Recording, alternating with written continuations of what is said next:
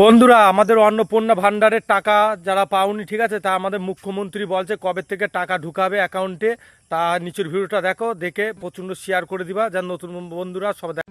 আগামীকাল 1 জুলাই এই রাজ্যে 1,51,00,000 অন্নপূর্ণা যোজনায় আবেদন করেছিলেন।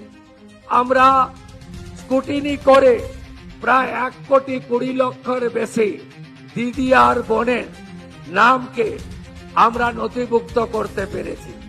এদেরকে আগামীকাল আমরা 3,000 করে টাকা অ্যাকাউন্টে ট্রান্সফার করব। 1,20,00,000 দিদি এবং বোন।